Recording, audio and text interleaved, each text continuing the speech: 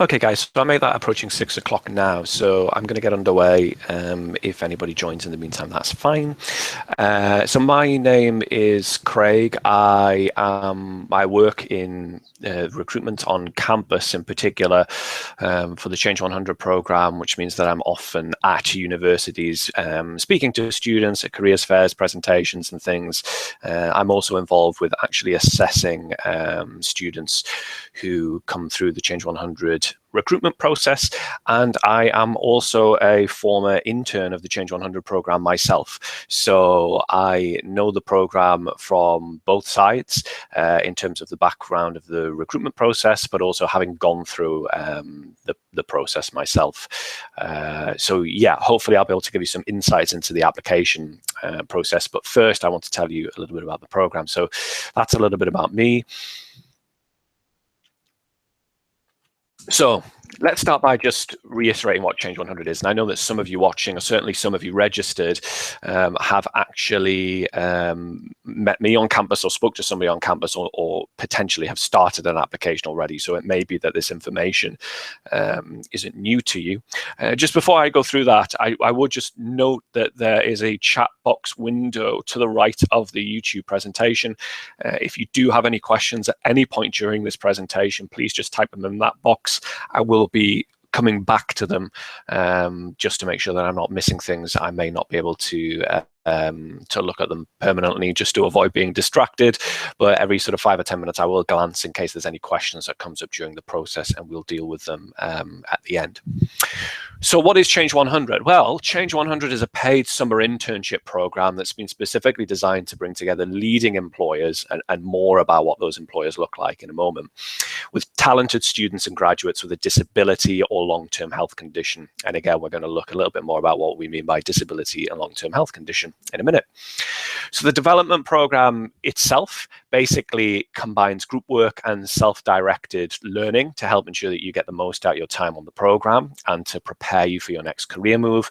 So as well as that program, you will also be undertaking a 3-month paid summer internship at one of our partner employers. So let's talk a little bit about the internship itself before we go any further talking about the development program.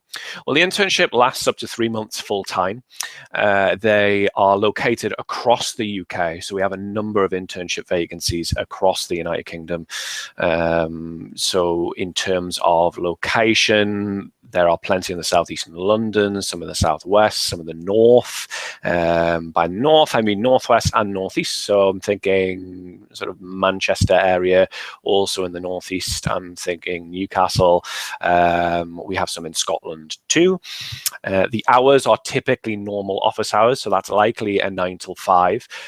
Please note that I'm outlining the general description of the internship here, and in actual fact, when it comes to disability, sometimes there is some flexibility to be had about how this operates in practice.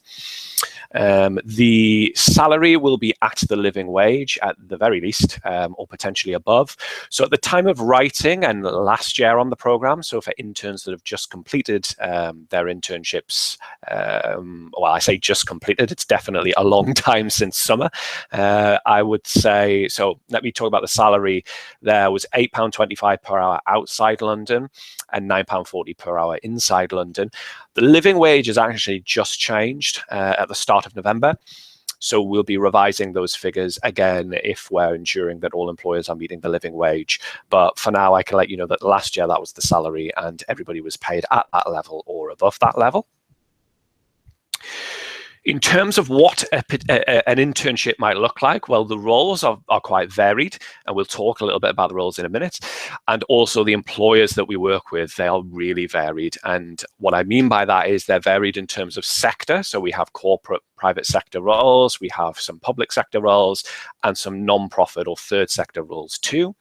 But the typical responsibilities that you might be thought to have on the internship would be playing a key role in interesting projects.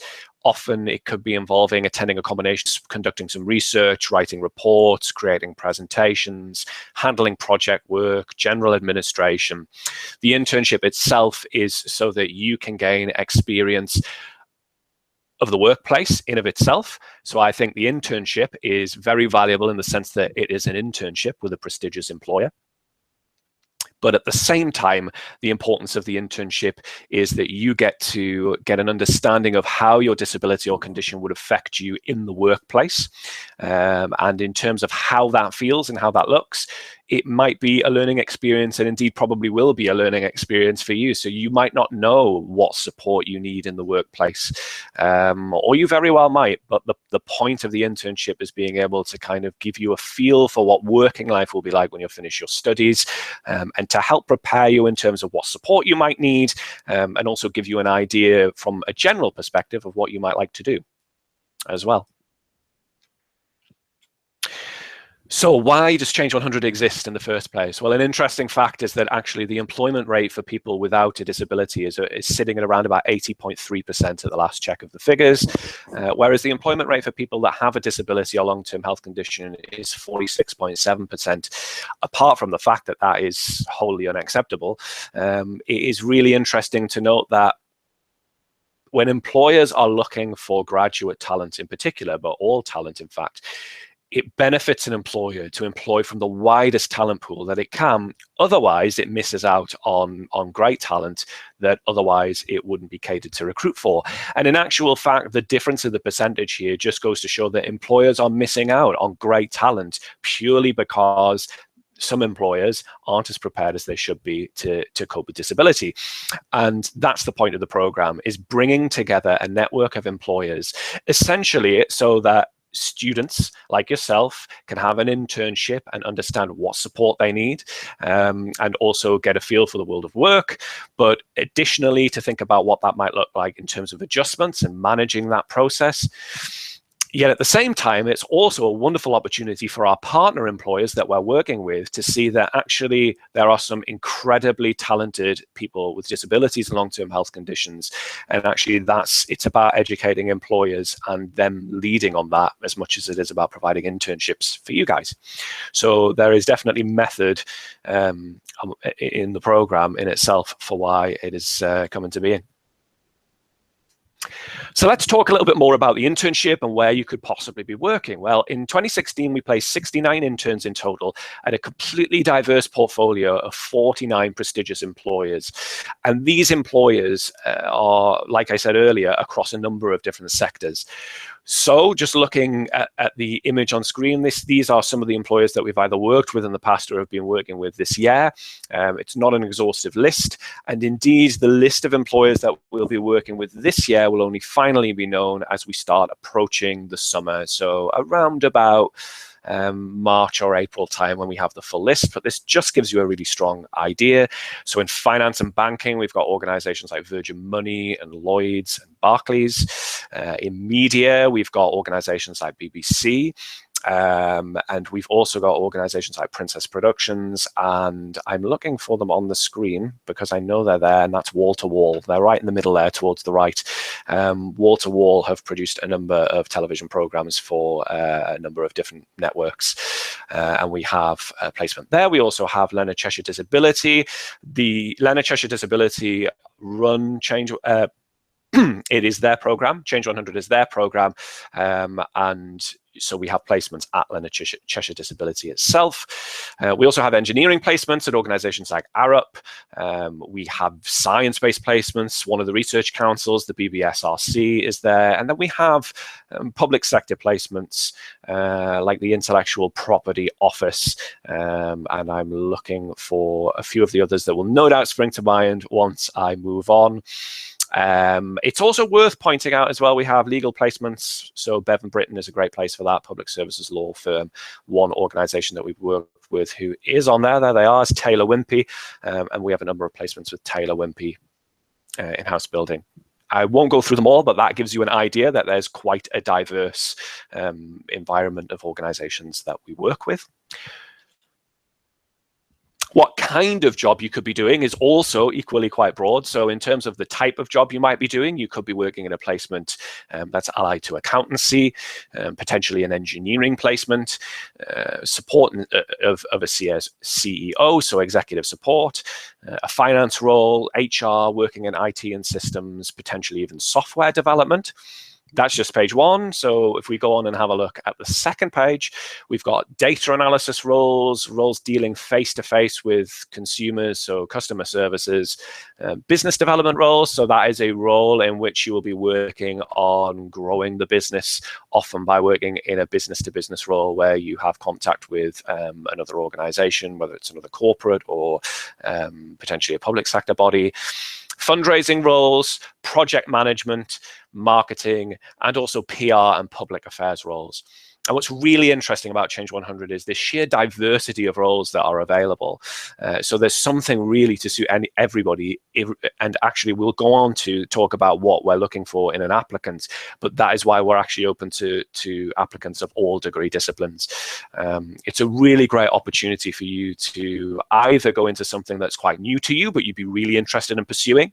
But at the same time, there's also great if you have a particular career path in mind, and actually it's just the disability focus that is the big cause of you wanting to be on the program. There are plenty of opportunities available to you on Change100. So this is a former intern on the program, Maisie. Maisie interned with us in 2015. She completed her internship as working in the production team at Wall to Wall Productions, who I mentioned earlier. She's currently working as a junior casting researcher at Wall to Wall. She would describe the Change100 program as life-changing. Not only has it developed her professional skills and how she copes with her disability within the workplace, it's also allowed her to meet others who face the same struggles. And actually, part of the Change100 program is about having a network of support, support from the Change100 team, support from your peers, and also support within the workplace. This is Rory, so it's also worth mentioning that Rory interned at Lloyds Banking Group. He was in the Global Corporates team in 2015. And after completing his internship, then finishing his studies, because I believe he was in his penultimate year when he was on the program, he joined the Lloyds Banking Group Graduate Scheme in 2016. It's a great opportunity for you to be able to shine within an organization and then start thinking about being involved with that organization should you wish to going forward in their graduate recruitment process. So Rory, I'm just sort of, it'd be worth pausing the stream for a few moments whilst it operates like a live pause feature, like it would on a DVR box under your TV. If you're able to click pause, it will give you an opportunity for the stream to catch up. Harvey is having the same issue. That's quite alarming. Okay, that's good that I'm back. There is a slight delay as well. So as I'm talking, I think the best thing is to persevere through the stream as best as you can for the time being. If it's really causing problems, there will be a follow-up recording that will go out to you, having registered via your email address. So I'm going to keep an eye on that for a few minutes, because that's not good if the stream is cutting. But I want to talk to you about Rory for a moment whilst I keep an eye on that. So Rory describes the program. He says the great thing about the Change100 program is that it takes the stress out of disclosing your disability. You have expert advice and support in agreeing and arranging reasonable adjustments that you need to do the role to the best of your ability. And that's what's so important, interestingly, about the program, is that you essentially get the opportunity to take disclosure out of the equation. So a lot of people with a disability or long-term health condition, like myself, found disclosure a real issue. I was worried about what to tell an employer, and I wasn't sure how to articulate it, and I wasn't actually sure when the best time to articulate it and to tell them was. This is a great opportunity because you will be disclosing to the Change100 team, and the Change100 team will work with you to figure out what are the reasonable adjustments you need to put in place to your placement. But in actual fact, how you deal with that with the employer is up to you. And part of the development sessions will be talking about disclosure and talking about when's a good time to disclose. So yeah, it's really interesting from that perspective. Let me talk you through, besides talking about the internship, is to speak a little bit about the development program. So the development program on Change100 is a mix. It is a mix of group work, of self-directed learning, of personal development planning, and also of social events as well. So basically, the development program is an opportunity for you to meet with people that are on the Change 100 program and for learning sessions to take place. Sometimes that involves working on your CV, thinking about how we can support you in CV building, because many people on the internship program will be looking to get into work, if not immediately after their internship finishes, but they may be in their penultimate year, and actually the experience for them is that they want to try and prepare themselves in terms of their CV. We also run sessions around disclosure and around dealing with disability in the workplace and thinking about what reasonable adjustments are. There is a great variety in how that looks, and actually the group work opportunity and the self-directed learning is really important. That will go on actually after your internship is finished. So the summer internships will start in June, so June, July, August, and come to an end in September. But during September and up until the Christmas period, so to make that a full 6 months, you'll continue to have the opportunity to take part in some of the group work and self-directed learning and some of the networking things that follow in terms of the development program. Bethany, one of our interns who worked in mental health policy at the Department for Health, a really interesting placement, described that the fact that there were Change 100 development sessions during placements meant that there was time for reflection on how far everyone had come during the process and to reflect on the skills that they had nurtured. So the development program is a really important part of the internship opportunity. It's really about building you so that you are in a position to move into employment. It has to be a holistic approach, not just a work experience placement and we take disability out of the disclosure of disability out of the equation. It's much more than that. It has to be about this kind of holistic approach to supporting you into work and to help you identify what support that might be for you. 100%. So we do a survey during the placement process and after when the internships come to an end. 100% of the people that we've had respondents would recommend Change 100. That is hugely important to us. That means a lot to us. And particularly, we've had 69 people on the program this year. So yes, 100% of respondents would recommend Change 100. I'm just picking up on a question that I have noticed in the chat box before I move forward. It seems like the live stream has settled down, which is great. The question is that R, I'm just going to try to use R because I can't see the rest of the name, is I find filling in forms, etc., really difficult. Is there any support in that part of the application?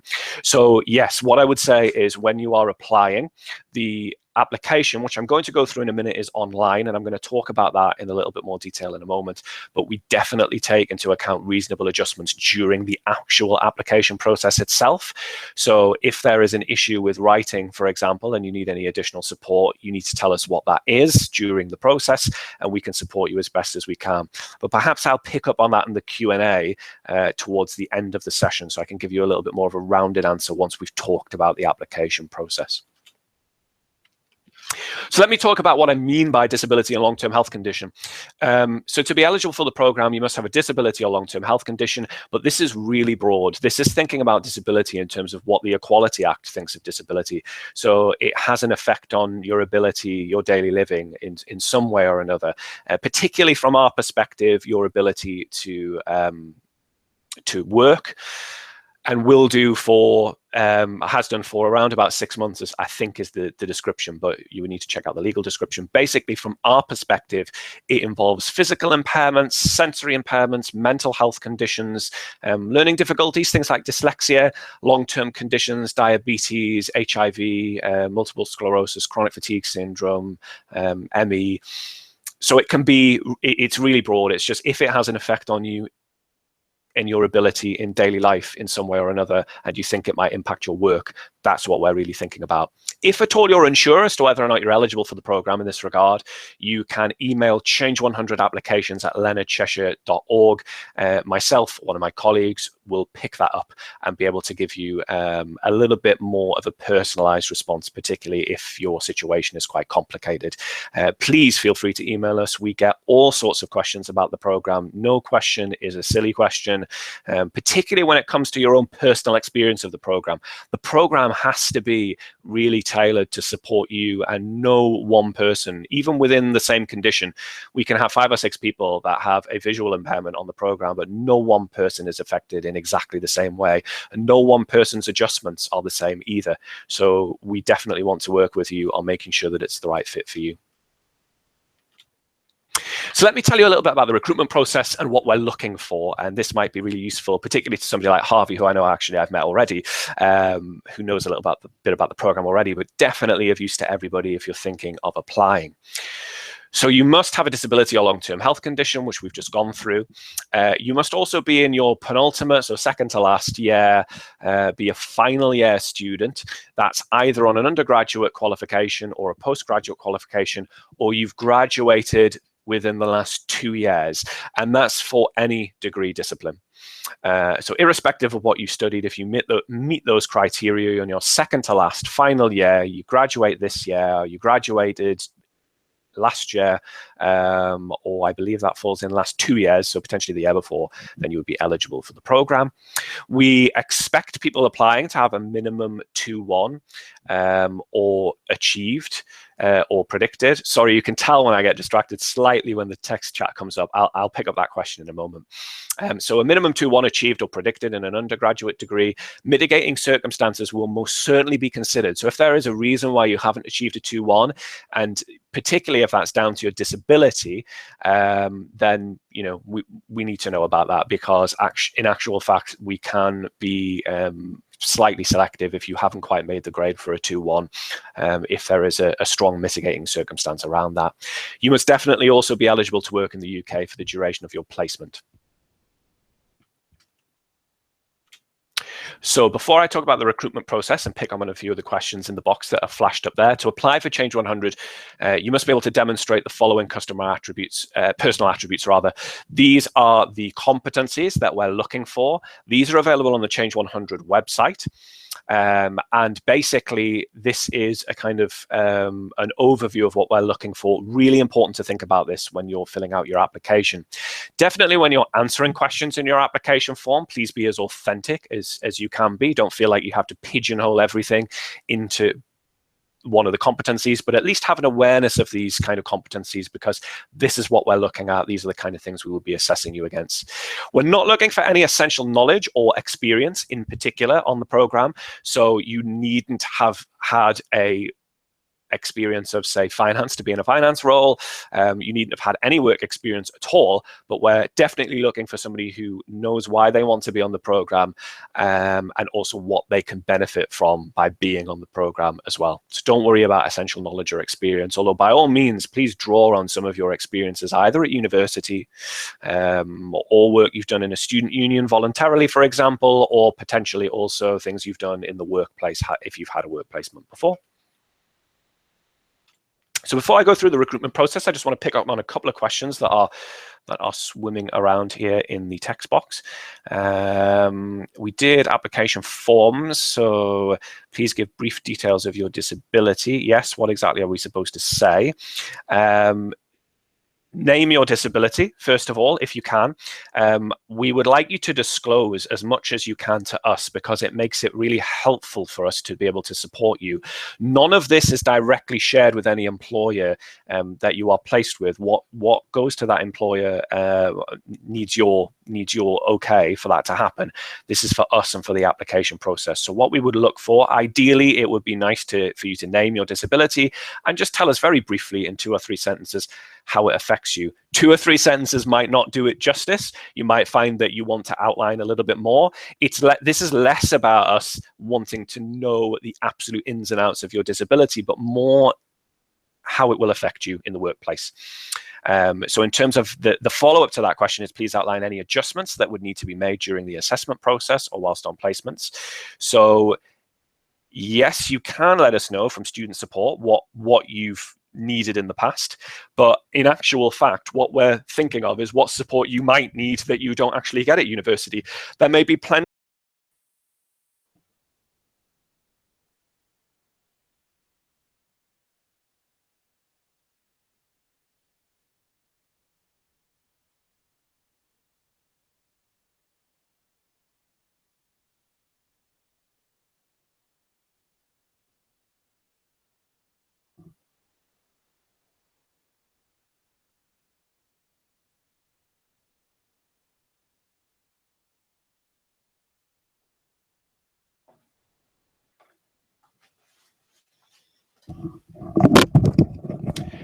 Okay, I'm aware that we just had some technical issues. I am back, and I am just going to wait a few moments for the people who were watching to return. Yes, you wouldn't have been able to hear me. I think I may have found the problem whilst I'm having such an intermittent session. It's very strange, actually, because I ran a session with 122 students only last week, and the stream was absolutely fine. And a time where we have a handful of people wanting some information, it's kind of unfortunately fallen down on itself. So yes, hopefully this is now back and up and running. I'm just going to pick up on those questions. So yes, please individually add your A levels. Any information that's asked for in the application, please just follow it through as normal. Yes, Belinda, I will definitely direct you to the link if you need it. I'll do that at the end. Going to pick up on the next part of the presentation because I want to make sure that we get through it before 7 without the stream falling down on itself. Thank you for bearing with me considering the technical issues that we have. So let's talk a little bit about the application form and the interview process, because this will be really useful if you're considering filling in an application or have already started to do so.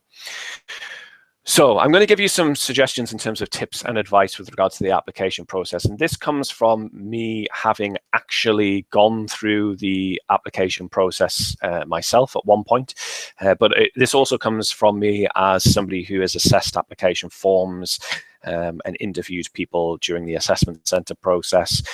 So I highly recommend following this advice. What I would say is that some of this will sound really second nature and will actually potentially sound even a little bit patronizing, but you'd be really surprised how many applications we get that don't do some very basic things that would really support you during the process. So first things first is know what's being assessed. So definitely check out the website at change100.co.uk, check out the competencies, get an understanding of how those competencies are working.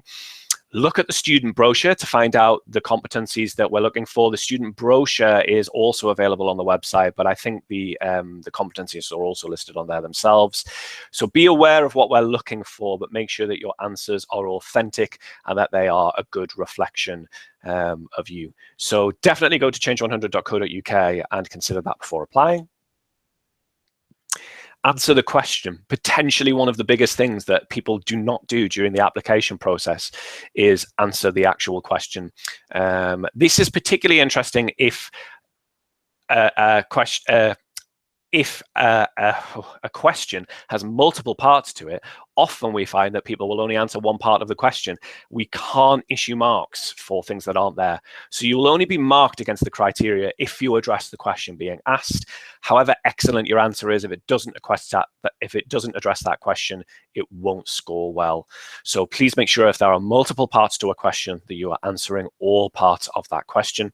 So if you're asked to reflect on some learning after giving an example of something, make sure you reflect on that learning, because otherwise we can't give you marks in that respect. I would highly recommend trying to follow a strong writing technique. So we really recommend the STARE technique. So STARE stands for situation, task, action, result, and evaluation. So what that means is that outlining the situation. So give a bit of context before you jump straight into the task that you're outlining. So if you're asked a question to, give us an example of a time when, then make sure that you outline the situation in a couple of sentences to give context to it first. Then outline the task. So the task that you did, the task that you had set for you and your team, but when you're outlining the action, which is the next stage, make sure it's the action that you took as an individual rather than the action that the team took.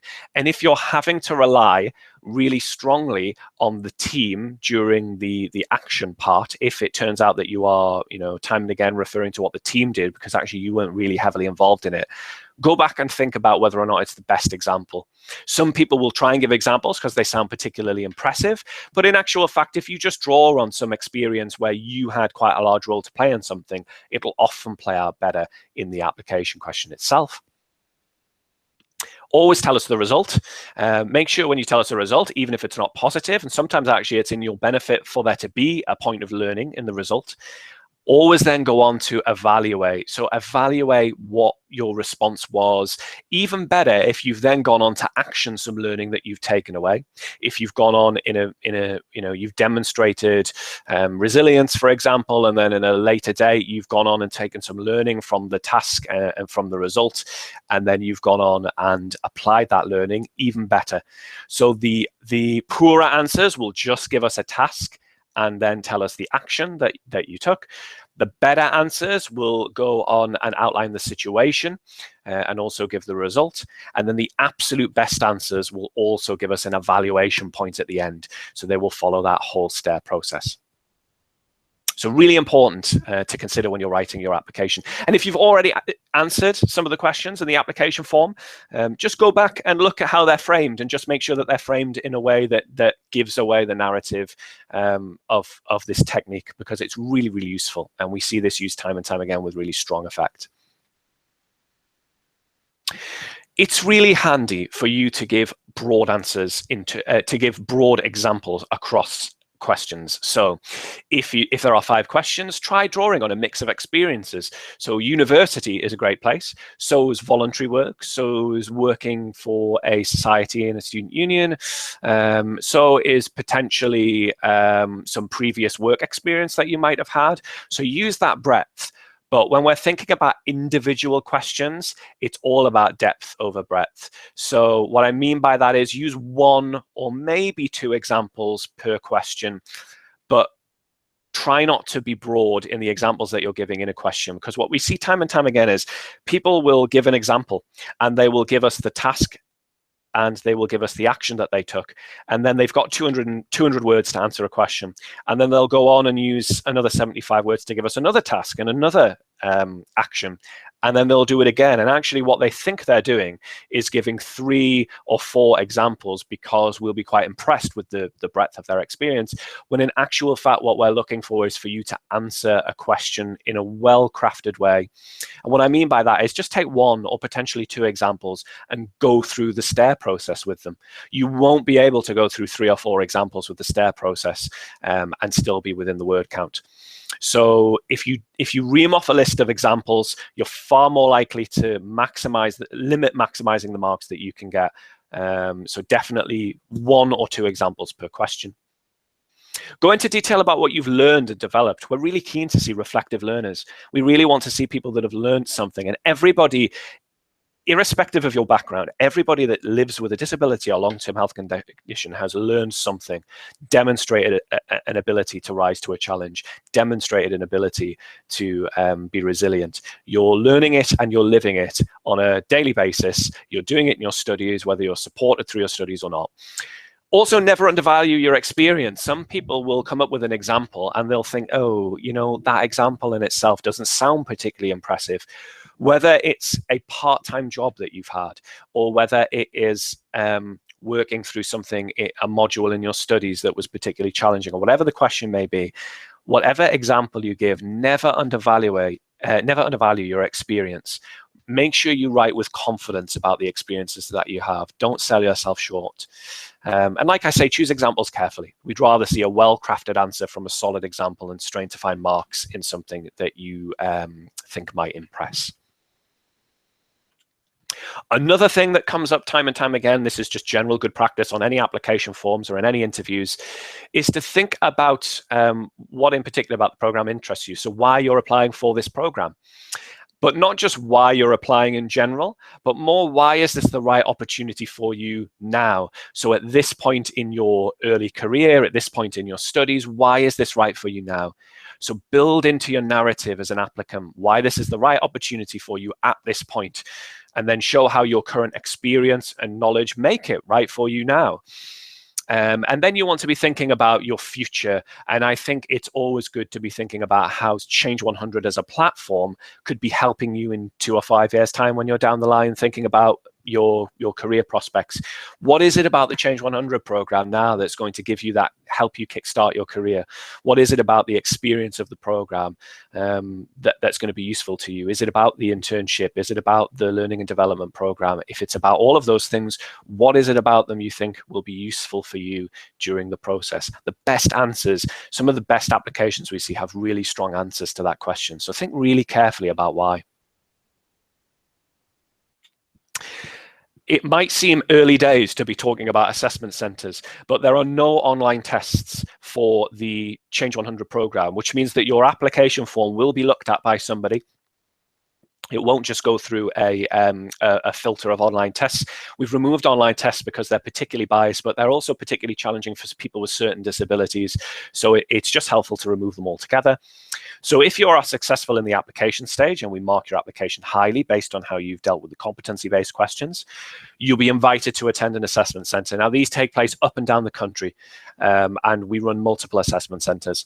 So there'll be a little bit more information about when the assessment center dates will be, and that'll be on the Change 100 website. But they will run, if I remember rightly, they run around about March time, but a little bit more information about that to follow. So let's talk through some assessment center information. So general tips about assessment centers is be yourself. We notice at an assessment center if somebody isn't being authentically themselves and is in fact trying to play a role. And if they're trying to play a role, it definitely comes out. So they might be trying to produce a level of confidence that just isn't generally there, or they may be trying to act over boisterous, or think they know what they're looking for. Just be yourself.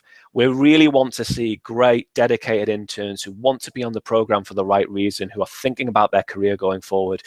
So just be yourself. I've met people on campus, and actually, I can tell when they're being authentic, and they're interested and they're being themselves. Be that at assessment centers. Also, be aware that you're likely to be observed throughout the day. Rather half day for Change 100, and that anything you do could be seen by an assessor. So our assessment centers are half day, so they're either a morning or an afternoon. And part of that is because we can probably see within that time whether or not someone's a good fit for the program, and some disabilities make it really challenging for somebody to be at an intensive assessment center for the whole day. So that half day opportunity, you will be observed while you're taking part in group exercises.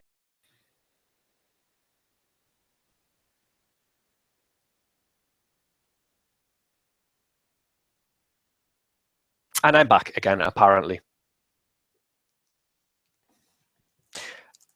I should be back. Hopefully Harvey or somebody else can just give me an okay in the chat box that I am now back. Tremendously frustrating trying to run this with, that's great. Thank you very much, Harvey. Really appreciate it. Tremendously frustrating trying to run this with a challenging network connection at the moment, which is very strange. So yes, so make sure that you are aware that actually whilst you're taking part in the assessment process, that even though you might be on a break from an activity, please just be aware to maintain a level of professionalism, because we do talk about what we see. So even though we might not be formally assessing you in an activity, we are talking as assessors about the people that we've seen on the day. So just be mindful of that during the half day, that it's a professional setting. You can definitely relax and get into it and enjoy yourself, but just be aware that we're also assessing you through the day. One thing I would really say that's important is to be really mindful of your overdone strengths. So we're looking for people from a broad spectrum. Some people are more naturally confident than others, and that doesn't necessarily mean that we don't want you on an internship. In fact, some of the people that are less confident actually contribute more quality than they do quantity, and that's really important to us. So just be really mindful of your overdone strengths. If you're naturally confident, then great. But counter tendencies to be overpowering in the group exercises and not letting people have their say. Equally, if you're less confident, find moments where you can intervene in a discussion to help keep the team on task. So again, it's about quality over quantity in that respect. So if you're less confident, that's fine. You don't need to be the boisterous one in the group, but just make sure that you're involved in that group and contributing something that is worthwhile to the group as well. Just make sure that you don't become a bit of a shy wallflower within the group. Again, stay relevant in assessment center exercises. Some people might go off topic a little bit and actually find themselves fading away into the background. If group activities just aren't your thing, and let's face it, for some people, it's just not their thing. They don't like working in that kind of group environment under the pressure in an assessment center when there are sort of people around that they don't know. But if that is the case and that's not really your thing, take on a role, define a role for yourself. Take on a role as task manager, so keep interjecting to get people back on task. Take a role as timekeeper to manage the time within the group. They're all important roles to have. We'll be looking as assessors to do that. And actually, if I remember rightly, when I went through my assessment center with Change100, I realized what was and what wasn't my strengths during that exercise. And actually, I realized that the creativity involved in one particular activity didn't play to my strengths. So I decided to take on a more pragmatic and practical role and manage the time for the group. So yes, make sure that you're contributing usefully. Also use the day to network. So some of these people you might be working with. We have placements at some organizations where actually we take on quite a few trainees. So Leonard Cheshire and Taylor Wimpey are two that spring to mind, where we're taking on quite a few interns. You might be working with them soon. So very good to network. And also they may have insights and advice that can help you relax. And actually, I think what we find at the assessment centers is that because people are there with a broad kind of scope of disability and long-term health conditions, it's a really comfortable environment, because actually you rarely find somebody there that has your disability or long-term health condition. So it's a massive learning experience for everybody there. And I think that's of a benefit to the group. And actually, most of the assessment centers that I've been to, groups are really just interested in each other's careers, ambitions, and aspirations, and what they want to do. And it's a really positive environment. So even just taking part in the assessment center is a really worthwhile experience. I recommend that you prepare, particularly for the interview component of the assessment center. So it's not particularly daunting. You will be asked some competency-based questions. But make sure that when you're asked if you have any further questions, the best candidates do have something to ask. Ask something that you actually want answered. Don't feel like you have to have a canned question in mind. You know, if there's something you're really curious about the program or some of the particular roles, ask away. That's what we're there for. And also, if you prepare, it'll just reduce the pressure on you to think of a good question and to come up with responses beforehand. Please don't ask sort of the obvious sort of clangers of interview questions like, you know, how much holiday will I accrue and those kind of things. There's definitely a time and a place for that. During the interview, it's more about selling yourself as being the right fit for the role for a Change100 internship as a whole. Also, when you're thinking about, make sure you're thinking about conveying your fit to the program that you're applying for. So in this case, you're applying to be a Change100 intern. At the time of applying, you won't know where you're working. And I'll come back to placement matching in a moment, because it'll give you an idea of what the process is like. But in the case of you're applying for a Change100 internship, you won't know the specifics of the role. So think more and more about how you're conveying a fit to be a good intern on the program more generally. And it's not about showing how good you are just in general. So I'm great as an employee, potentially. It's how good you are and how you are the right fit for the Change100 program. So thinking back to the competencies we're looking for. Thinking back to what the whole program's for, about supporting you with a disability or long-term health condition. Thinking about your own personal development. Internships are a great chance for you to develop and to get some really hard-fought experience and skills. Think about why it's right for you now. Think about why this particular program is right for you. And what I would say about placement matching is, you'll have saw the slide earlier that showed a number of employers that we work with. You apply for the Change100 program itself, and then you let us know your preferences. So your preferences will be around things like location.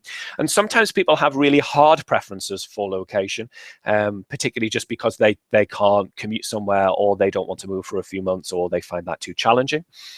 Also be thinking about the type of role that you're interested in. So it may be that your degree fits perfectly with the type of role and you've always wanted to pursue, I don't know, off the top of my head, you're studying for law and in actual fact, you really want to get a legal placement. So think about the type of role and also the type of organization. But what I would definitely stress is be as open-minded as you can be, because we can definitely fit people who are less restrictive around all three of those criteria. So it may be that there isn't a legal placement available within 10 miles of where you work, where you study, for example. But it may be if you're more flexible with location or you're more flexible with the type of role, you can definitely get some great experience from this. We've had people go through the program and then land graduate level jobs when they come out, and they feel more prepared than ever, more prepared to deal with their disability and long-term health condition in the workplace, but also just more prepared for work. Anybody that has an internship opportunity, irrespective of whether they have a disability or not, just feels more prepared to enter that workplace. That's what's so important. So the next steps after finishing up with the webinar today, if you haven't done already, you can go to change100.co.uk where you can open up an application. The application is done online. If you have a specific reason why you can't complete an application online, potentially because of your disability, then please email change100applications@leonardcheshire.org.uk, because we can get a Word document out to you. We can get a large print document out to you if that's useful. Tweet about your experience or your excitement about being on the program by using hashtag Change100. Definitely get yourself over to the website to apply. So we've got about 10 minutes left in terms of the session as a whole. Now, I'm